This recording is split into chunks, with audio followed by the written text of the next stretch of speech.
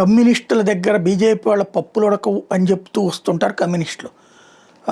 చివరికి బెంగాల్లో వీళ్ళకే పప్పులు ఉడకట్లేదు, కానీ బీజేపీ అక్కడ అధికారంలోకి వచ్చింది. త్రిపురలో వీళ్ళకే పప్పులు ఉడకట్లేదు, కానీ అక్కడ అధికారంలోకి వచ్చింది.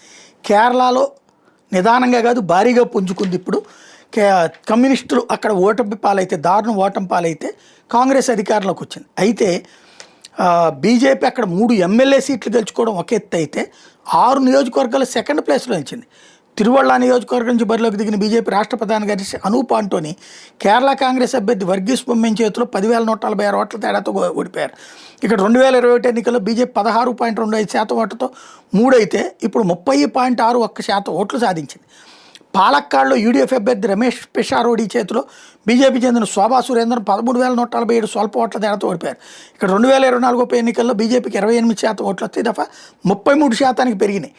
ఇక అట్టింగల్లో సిపిఎం అభ్యర్థి వైఎస్ అబింకా కంటే బీజేపీ అభ్యర్థి సుధీర్ 13,375 ఓట్లు మాత్రమే వెనకబడ్డారు. ఇక్కడ గతంలో 20 ఓట్లు 25.92% ఓట్లు వస్తే దఫా 30.54% ఓట్లు వచ్చాయి. క్రమంగా అక్కడ పుంజుకుంటోంది. అది ఇక్కడ కీ పాయింట్.